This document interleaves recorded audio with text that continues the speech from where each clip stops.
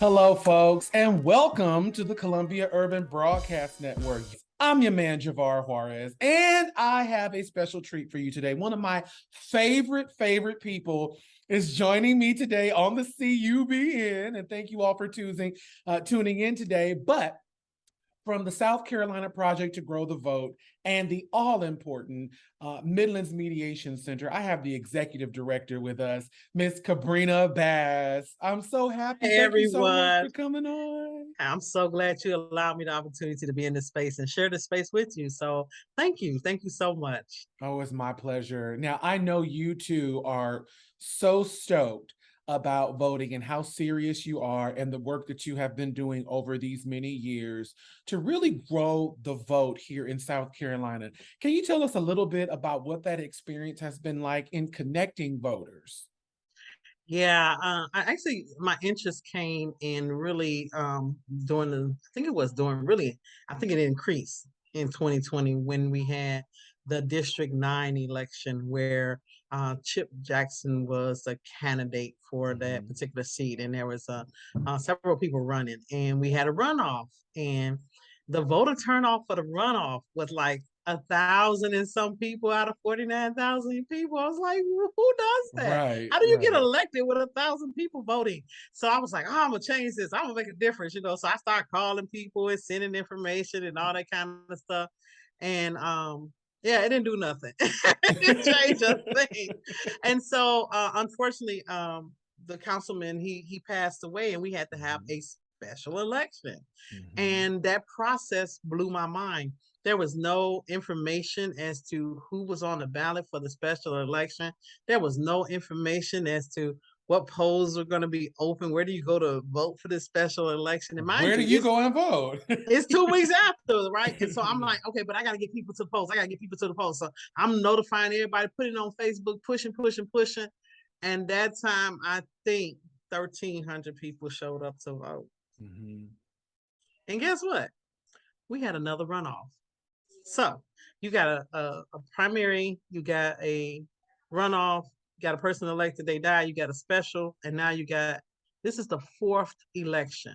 Right, When we get to that fourth election, it's even less people than that. right, And I right. do believe the current person that represents my district, I think one with like less than 1,000 votes because it was only like 1,000 people voting, but representing a large group of people Yeah, with but and so yeah, the first time I said, "Oh, people just lazy. They don't go and vote." yeah, Then I yeah, was like, yeah. when it keeps happening, it's not the people, it's a process, it's a Right, system. So right, we have a system that's designed to not promote voting of individuals in communities. And so, really, who gets the vote are those that have the network to encourage people to come out and vote. So, is that right. the vote of the people? And it terrifies me because it sounds more like an oligarchy where you and your friends go and vote and elect the next officer in a community, which isn't the vote Right. of the people, it's the vote of that group. And so that's why I became committed to hopefully educating people about the importance of voting in all elections, as well as being informed voters, and trying to make sure all this information is out there. I started Right. writing the every county, I want to write every county, what can we do to improve getting information out to people so that they can know where their polling spots are, where this is happening. And I'm celebrating right now because South Carolina Votes.gov has done a phenomenal job in updating the Truly, website where truly, you truly. can get the information, where you can connect. Mhm. But guess what? People don't know there is a South Carolina Right, Votes.gov. right, So I'm grateful to you for the opportunity to share. We do have a tool, we do have resources and information. Now, it's not going to give you everything that you need, but at least gives you an opportunity to begin to know where to look from. And the rest of right. it is on to the people that are actually running for these offices. Right. Well, I appreciate that. That's such valuable information because when we look at, in the 13 years that I've been in South Carolina and I've, been to amazing churches. I've been in communities all across this state down to the most rural area where there are places where there isn't broadband access. There's very limited technology and people do rely on the postal service, right? And so when you have a wonderful site like SCVotes.gov SCVotes.gov, where you can, and we're going to show some people on this video how they can use some of the things that are available there, as you and I have discussed. But there are people that are really struggling with access to the vote. And you would think in 2022 that so much has changed, but it appears that the more things change, the more some things do in fact stay the same. And to your point, what's really interesting to me is, we just had an election, right, where we elected some state officials, we elected some local county and city government. In my district, it was really interesting to see numbers like that. We're out of 39,000 population in this area, which, can be combined districts 2, 4, and 5. But out of that large body of people, less than 2,500 people determine the outcome of a vote. And it's crazy when you think about that, because it could be that sometimes that very small group of people doesn't represent the values of, a diverse population of people. And how can you really meet the needs of people that you don't really know? So as you mentioned, it's really important that we have widespread representation and that we diversify the vote. And I'm really grateful that there are people like you that are dedicated to this, to getting more people involved, because some of the older people in my community would say, if you don't vote, you can't complain. If you complain, well, too late.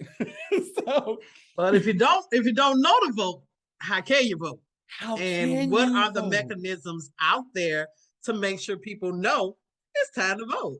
Right. Who does that? Who's responsible for that?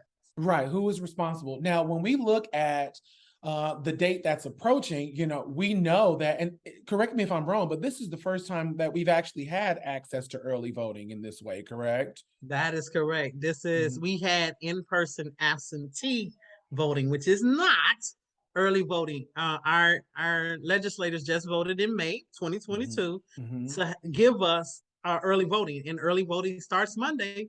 It begins Monday, October the 24th, where people can go and begin to vote. And they have up until November to cast those votes. So that brings more access to voting. And you don't have to have an excuse to early vote. You know how you had to, if you were voting in person, what was absentee voting in person, you had to have a reason why you could not vote on election day.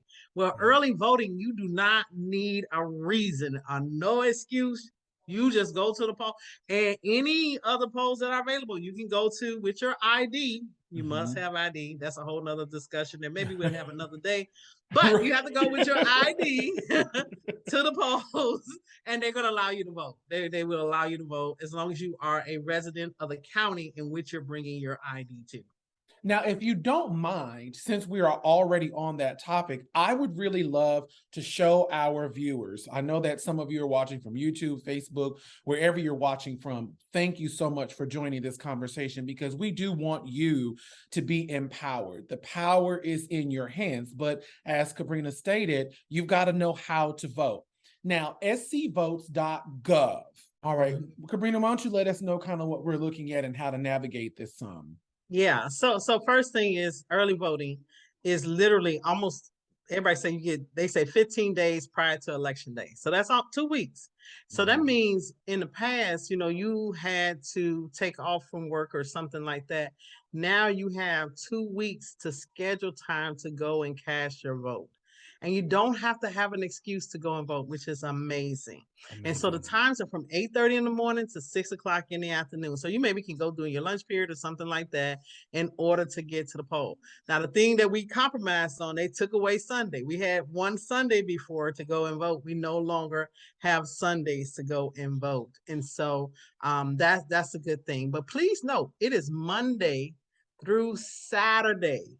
So that means you get Saturdays to go and try and vote. And so that's what makes it amazing. And this came through the Act 150, which was done through our legislators. So when you scroll down, some people would say that that's kind of like, that's not really the compromise that a lot of people were looking for, because it got rid of souls to the polls, which many in this state and across the country, especially those in Georgia, have said this is a way to disenfranchise Black voters. Oh yeah, because Souls to the Polls was an amazing initiative. I think we just have to reorganize it, but we just have to look at the laws now, which we're going to talk about later, and how those have impacted the processes that we did utilize to get people to the polls. And faith communities literally had Sundays where they set aside from a civil responsibility to make sure that people could have access to get to the polls. So that meant everybody came to Right, church, right, got on the church bus, and we right. went to And vote went to the as a polls. congregation. And that Yeah, was an awesome opportunity to fellowship with one another, to enact our civil responsibility to vote. It was right. really wonderful. And I love doing it. I did it when I lived in Chicago. I did it when I lived in Ohio. I did it when I lived in New York. And so to have now the season to come all of a sudden, and it's not a good thing to have Souls to the Poll is I don't know how to explain it, but I'm sure there was some logic behind it. But if you go down, you'll see the list of counties. And so often the question is, where do I go? Where do I go to do this early voting? And so each county has different things, and some have several sites. Abbeville only has one place for people to go. But when you get to Richland County, and this is one thing that the group that I work with did a lot of work talking with our election commission to create multiple sites. Right. Now, here's the thing. We have advocated that we need all these sites open. If people don't show up to the polls, we're going to lose these sites. If we don't go vote Mm. early, we're going to lose these sites. Mm-hmm. Because the concept and the thought behind this was, even though you have from 8:30 to 6 o'clock to get to the voting poll, if the only poll that is open is that county poll, you're not going to be able to do that during the day because you're gonna be in line for a long period of time. But Forever. but we have five. So we Right, celebrate that. We have five early voting sites across the county. So right, if you're not in, like I work downtown, but I live in Northeast, I can go either Northeast or downtown to cast my vote. So the right. beauty of this, it does not have to be in your area. As long as you are a resident of Richland County for this particular one and bring your ID, you can vote here. You can vote here. And that That's would be great. early So you don't voting. have to go all the way to your voting poll or your voting location precinct. Now it's accessible. So there really are no excuses because from even just if you know Richland County, you see that they've got every direction, north, south, east, and west covered all across the county. So like you And that said, was the voice of the people. So when you mhm, look at other counties, though, they don't have this advantage that we have. They don't have multiple locations, they have one, which means you may be talking about 20, 30, 40 minutes just to cast your vote. So that's the those beauty larger of it. those larger county bases though, looks like they do have more voting polls. Looks like they're kind of taking the same position, covering north, south, east, and west. But if you are in a more rural area, you are rather limited in the various locations. Greenville, I mean, let's face it, that's a huge area, right? So obviously they're going to have more polling places, but if you are in a rural area, you may want to make sure that you are checking to understand how to get there in a timely manner, and maybe even get there as soon as you can, because who knows what those lines are going to look like. And the other But part is the state has set a guideline. Early voting is from 8:30 a.m. until 6 o'clock p.m. That's the time that our legislators have voted, because we have some rural areas people would drive 30, 40 minutes to get to that one place they could vote. And somebody said, oh, early voting was from 8 to 9. And from they you mean got from there. like 8 a.m. to 9 a.m. That's what they or would tell people. It was from 8 to 9. So by us having now this statewide, this is what it is, then yeah, I know I can come between 8:30 and 6 o'clock p.m. to cast my vote. So right. that's what makes a difference. It is now a law. It is something that every county across the state is governed by. And when you come to SCVotes.gov, you can see where your polling site is. And that's a huge advantage that we did not necessarily have before. Now, before we get into the next thing, we were actually just kind of talking about, what to improve in this little area. One of the things that was kind of missing for me was when you go to candidates, where do you find information about your candidate or about just the candidates in general? Right now, there isn't really a place for you to be able to land and get that information. Have there been any recommendations made about this in the past, or does anybody have any idea if there's a pathway to something similar to this? So there are several outsiders, and that's what I have to call them because it's not within our state or anywhere, but there are organizations that have created information sessions. So, and you know me, I do believe biases do play a part. So everybody doesn't get equal representation. I think it's our election commission. I don't, it doesn't happen, but I think that's the place where every candidate should be afforded those types of things. But that's going to be part of legislation as well. And then you have to think about what is the priority. How important is this to us as individuals who live in South Carolina to make sure that we know who the candidates are? I personally, and this is just Kabrina's thought, is that when people you got this candidate information, when they come, they should be required to have at least some form of social media platform, like Facebook page that's free, Instagram free, Twitter free, Some kind of website, some a kind of website. website. Yeah, Yeah, yeah. But a website may cost. I mean, everybody don't have the same amount of money that's running for an office, and that doesn't this is make them true. less of a candidate to run for office because they don't have resources for building a website.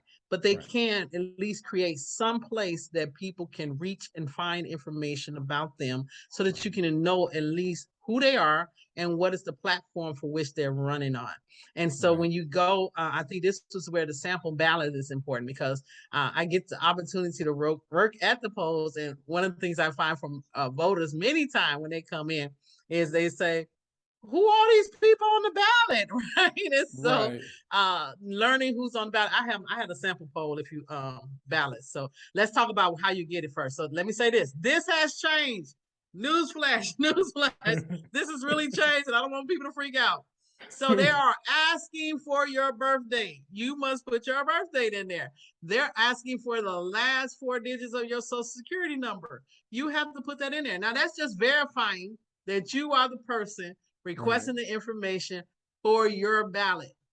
My ballot and Javar, Javar's ballot are not the same because we live in two different areas. So my school board may not be the same school board as his. So that means I get a Right. different ballot than he does. And Right. so that's why they need to know who you are so that they can pull the correct ballot for you. So This isn't this any is type of new. tracking. It's It's not not no tracking. government spying or anything like that, you guys. Because when you ask, African American people, give them your social security numbers, like, what you want my social security number for?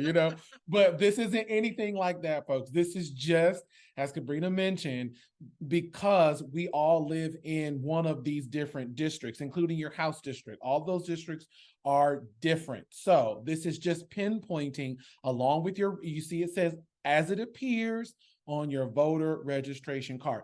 Do you mind sharing your sample ballot? Do you have that up? I have it up here. Hopefully you Excellent. can Okay. see it. Do you see All it? right. I'm going to stop sharing really quick. Yes, there we go. Okay. So when you look at the sample ballot, this was pulls up after you put all your personal information in there. It pulls up your ballot. And so you can see here, it tells you where you're voting from, what voting precinct you're in, and where your precinct location is. So let me chat about this for a minute. We have a lot of precinct names that literally identify with precinct location. But sometimes because people take the voting precinct and they make that the voting location. So Ridgeview is a high school. Ridgeview High School has a polling site, but Ridgeview 2 polling site is not Ridgeview, it is Rice Creek. And I do believe there's a Rice Creek voting precinct, which is not at Rice Creek Elementary School. So know the difference. So the voting precinct is how they categorize you.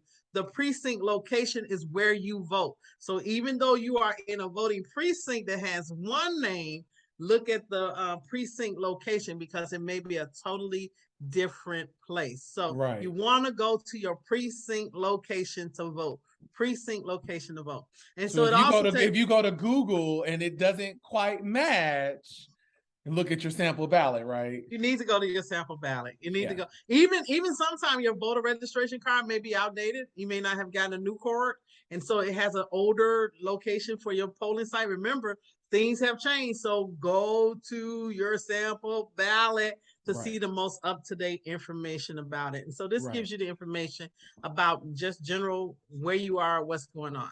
And so this is our ballot. So we have a statewide election. So most of us should see on our statewide general election, we should see the governor and the lieutenant governor who's running in those places. You can see the secretary of the state.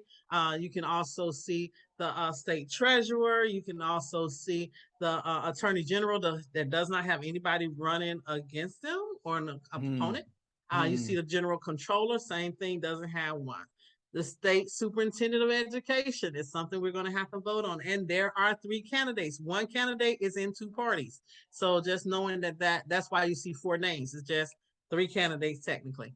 And then we have the commissioner of agriculture. We have the Senate that's coming up. Now, this is my Senate location. You may have a different Senate location to be voting for. Right. The representative, same thing. This is mine. You may have somebody different. My House representative is mine, which you will have something different. The solicitor, once again, depending on where you live, you'll have something different.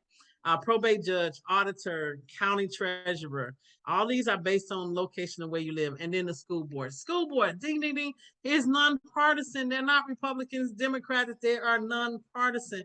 And I would recommend to Google or go look for some of the videos from some of the candidates for them so you can learn what these people stand for and understand the role of the school board. School board representatives deal with policy and vision, not everyday operation. They cannot change technically the everyday operation. That's what your superintendent of school is there for, your district superintendent.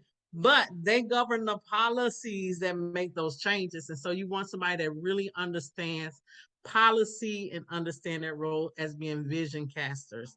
And so that's the ballot. So from that ballot, copy paste the names of people that you're interested in and see what comes back for them, and read on them and learn what it is that they're standing for. But I think a lot of times we miss an opportunity because sometimes we don't know where we stand. Right. What's important to you for these areas? What's important to you for the state? What kind of things do you want to see the state participating in? What kind of things do you want to see our attorney general stand for? What are those things? And then reading who they are and what they're doing. Are they going to meet your need as a citizen of this state? Are they going to reduce taxes? Are they going to increase taxes? What are they planning to do when they get in office? And do you know those things? And so making sure you know where your values are, and then making sure that the candidate that you vote for aligns with your values. And it doesn't mean that you'll always get everything that you need because they got to work within the system, but at least you know they have your best interest and value at heart because they align with your own interests and values. And then when that does happen, you can work together with your elected officials. I think sometimes we forget that voting is the first step in moving in a good direction, right? But then it doesn't just stop there.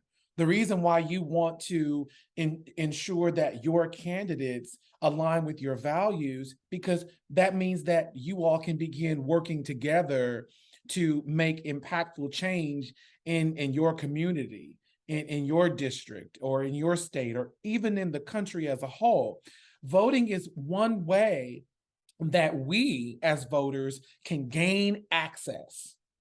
When you have a candidate that aligns with you and your values, whatever those may be, because we're not here to tell you what to believe or to speak your truth for you, or even tell you who to vote for. We just want you to exercise your democratic right to go and vote. But it's so important that you do, because it gives you an opportunity to work with those people that you hope to make some change. Now, Kabrina gave you some really good information, especially when it comes to the school board. And school boards in general here locally have been a hot debate, a hot topic. I've never seen so much good and bad publicity when it comes to the school board. You would think that this is a presidential race with so much about what we've been hearing in school board. Where can people access those forms or get some information, no matter what school district they're in, because they all kind of have those same forums, but where do you get information about the school board races? So if you are part of the Facebook community, everybody's not part of it. A lot of these are recorded to Facebook. But the good news is a lot of them are recorded to YouTube. So just go to your YouTube channel and put in your district that you're looking for and just do candidate forum. And you'll be surprised. A lot, you have the NAACP that has run them. The League of Women Voters has had forums. You got the Chambers of Commerce that have had forums. There are so many forums that have gone on with these different school boards in our area. You can find those recordings in YouTube to become informed voters. Oh, the worst thing in the world is just to pick a name, because it sounds like a good name. That is not a good idea.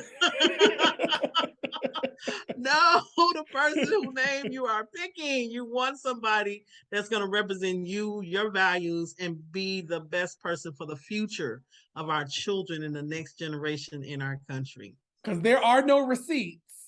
So you can't go back and say, you know what, I want to exchange this candidate because they didn't quite work out for me. And you go, oh no, what did I do? There is no buyer's remorse, you guys. So do your homework. Early voting is going on till I think November the 5th, right? So that gives you some time, as Kabrina said, to 1, go to SCVotes.gov, 2, go to the voting tab and go to pull your sample ballot. You are going to need some information, including, your social security number and date of birth. That's only to match you with your registration card. And then look and see who was on your ballot. Google is easy. So you should be able to Google. You should be able to Google the person that has found themselves on your South Carolina ballot. Just take a moment.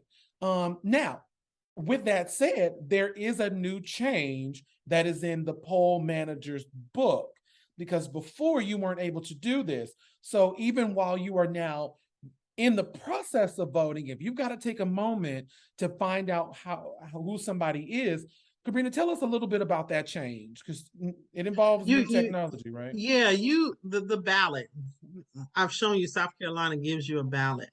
So if you can't remember who the persons was or the information that you did, you are allowed now to take your phone into the booth with you with your ballot, not to take pictures, not to record the things going on around there, but just to see your ballot, because that's important to you to be able to cast your vote. And sometimes we forget papers or things like that. So having that with you is a great way of doing it. But please learn your ballot, identify who your candidates are, and know why you're voting for them. So I just think it's good that people can now have that. I have always been an advocate while you standing in the line. Go ahead and look them people up that you about to vote for. Look at your ballot for the last time before you go into the booth so that you know who you're voting for, because that is going to be very important to you. You just cannot record. You cannot take pictures. Those are illegal. And the new laws will have you locked up and a felony. Let's talk about those new laws. Can you share now? See if we can go back. Woo! Let's go back to that. Y'all, you guys, listen. This is huge. This new law, because of everything that happened in 2020, we understand that there's a lot of new changes in voting, and one of those things is potentially a crime that can come out of it. So Kabrina's going to share this, because you guys, this is huge. Yeah, I think the first thing is to know inside of South Carolina Votes.gov, there are resources. And so here it tells you about your precinct places, the maps, but then the election law changes. And that's what we want to look at. So this is a list of all of them. There's a list. So you may want to go and look at all of them. But Act 150, which we've been talking about, is the one that made the most changes to our laws. And one of the first thing and the most important thing to know is this early voting, which we did not have before. We had in-person absentee voting, which is not early voting. So now we have early voting, which requires no excuse. I'm gonna keep saying that so you'll know that's why it's called early voting, no excuse. And so No this gives excuse. you all the information about it. And as Javar has talked about, when it runoffs are Wednesday through Friday, you get to go and vote during that time frame. So you're no longer locked into just one day to vote. You got a time span in which you can vote. And that pretty much can help us all get through the process of scheduling and making things happen. And so here is our absentee voting. These are the new laws of in-person absentee is no longer available. You can't go in person for absentee because we now have what? Early voting. Early voting. Yes, great answer. Great Early answer. voting. So it talks about person with employment obligation which prevent them from voting during early voting hours for the duration of the early voting period and during the hours of the polling that are open on election day. That's what absentee is for. If you can't get to the poll, if you can't make early voting, if you can't make election day, you want to do absentee voting. If you're taking care of somebody that's sick or ill and you can't leave the house, absentee voting works for you. Those that are confined to institution, absentee voting is an option for you. Persons who will be absent from the county, you're going out of the country, your job is sending you somewhere, and you won't be here during this period of election, absentee voting would have worked for you. Absentee voting is pretty much closed right now, so that's why we can't talk about it. But right. these are all the things about absentee. But now this is the part we want to make sure you understand. Election crimes. The following election law violations are now felonies. These aren't just misdemeanors. These are now felonies. And so if you're caught in any of these actions, you will become a felon if found guilty. And so the penalty has increased to being up to $5,000 fine and up to 5 years in prison, not jail, prison. And so fraudulent voting or attempting to fraudulently vote, aiding in fraudulent voting or attempting to fraudulently vote, or voting more than once, or impersonating a voter, i.e. the reason that your date of birth is being asked and your last 4 digits of your social security number is being asked in order for you to pull a sample ballot. So nobody can go in and pretend to be you when they go to cast their ballot. So they can't even see the ballot unless they have your personal information. And so that's one way, so to make sure we got the right people voting. But this is a felony. Requesting more than 5 absentee applications or returning more than 5 absentee ballots in addition to your own. Please note that one, because we have in the past been able to submit the absentee application of people who were unable to make it to the poll. And we could, based on the signature and the witnessing, we could take a pile of ballots into the election commission and they would check those in. So no, now you can't do that. You cannot. You can't get grandma's ballot, auntie ballot, granddaddy ballot, cousin Joe ballot, and Millie Sue's ballot in your own and take them. You're going to jail. You will be going to jail if you take those 6 and it will be a felony and up to $5 grand. You will be, yeah. So just know, I mean, it's innocent. What we feel is innocent is now criminal. So do not do it, because it's now a felony. And if you have friends that you know have been doing this for years and have no clue that the laws have changed, please call them now and let them know they cannot submit these ballots because it is against the law. Offering to provide or accepting anything of value in exchange for requesting, collecting, or delivering an absentee ballot, which means you can't offer people chips, can't offer them any water, you can't offer anything in exchange for them to complete their absentee ballot. And so that is a felony. Don't do it. Willful violation of duties, fraud, or corruption by a poll manager, anybody working at the poll. If they do anything that somebody feels, and you'll have watchers and observers at the poll that may claim a poll worker has done something wrong, they're subject to a felony. And that's why we're having a hard time getting people to volunteer to be poll workers, because things are shifting so hard and so critical toward that role of public service. And then willful neglect of duties or corruption by any election official. So these are people that are on the boards, on the commission, and things like that. They too can be accused of doing something negligent or illegal, and they too could face felony charges. So these laws that are now felonies are important to share so that people know what the impacts are of their action. And even though we've done them before, we've done them in the past, it has been our tradition, it's now illegal. So we need to know those things. Absolutely, absolutely. Well, so in the advent of time, what are some of the things that you believe every voter should know or consider when planning to vote, or maybe even those who have said in the past, voting doesn't work. It's no point for me to work. What would you say, in particularly younger people, what would you say to them about the importance of voting? Yeah, I think it goes back to knowing why we vote. It goes back to understanding how this system works. Laws are created through the elected officials. People are elected officials because you have voted for them to represent your interests. And even if you didn't vote for the person and they win the place, guess what? They are still your elected official. You Right. hold them accountable for your interests. So these laws and things that are coming up on the book, and most of us have no clue because nobody communicates that with us. And that's another topic that we're not talking about today. Right. But But we'll get there. We'll do another one and we'll talk about some of those things. but those are the things, knowing what's coming up for to be changed into laws. All of these election laws that came out, your representative voted on it. Right. And you as a person should know how that person voted on your behalf and share your thoughts about how they voted, or if something's coming up, how they should vote as a part of your voice. Our voice matters. Your Yes. vote is part of your voice. And Right. when your vote is not there, then your voice is not heard. Right. And um, people who are in elected office take the concerns of those that vote higher than those that don't vote. Let me repeat that. People in elected office take the concerns of those that vote higher than they do of those that don't vote.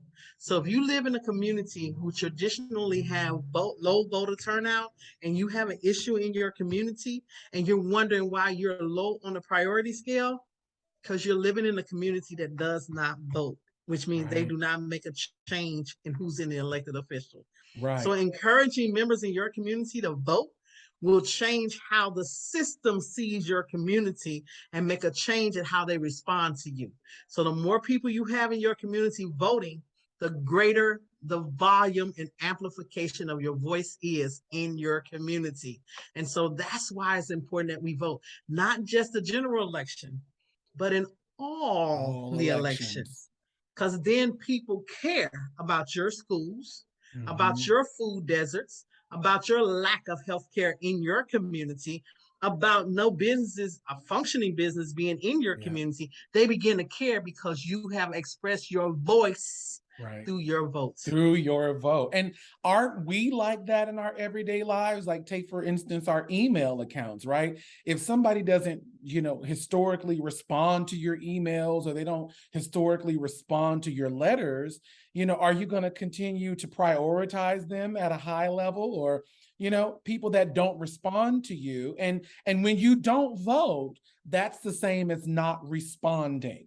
Because as voters and as communities, we should be responding to the issues that we see all around us. So that's a really good analogy to think about when you can't gain the traction that you hope to see in your community.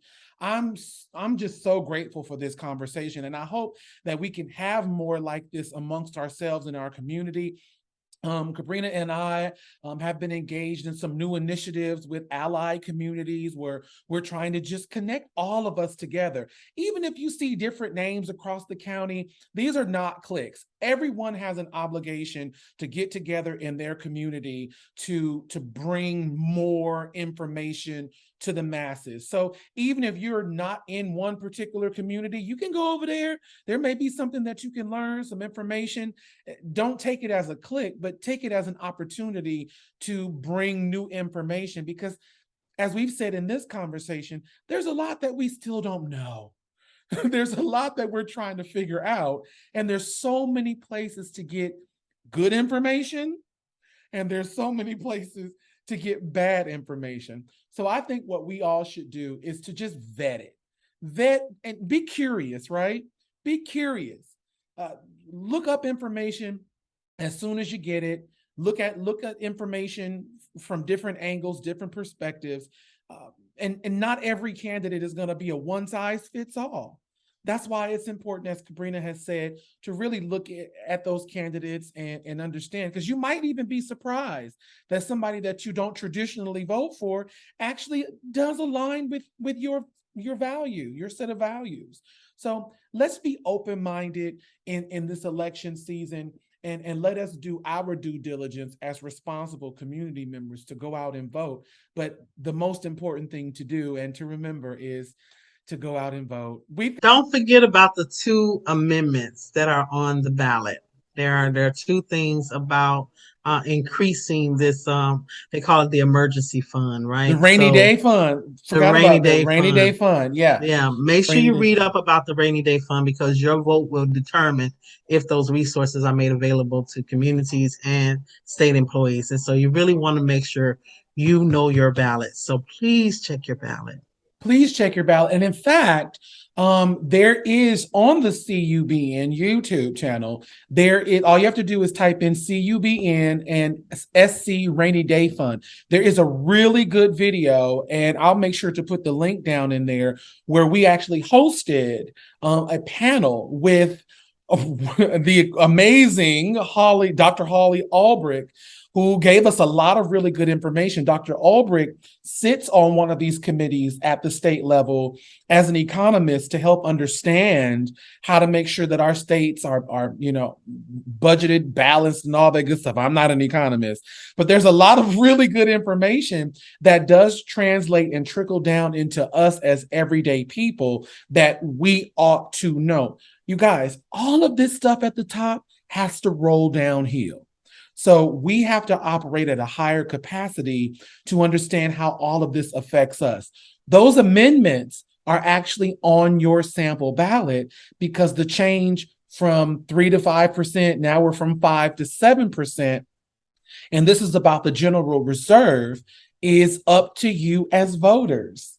So we really do have a lot of power. And I really wish you all the best of luck. We want to thank you so much for tuning in. Again, I'm your man, Javar Juarez, with the amazing and incomparable Kabrina Bass.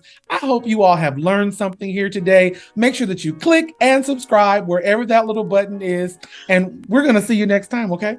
Go vote. Take care, y'all.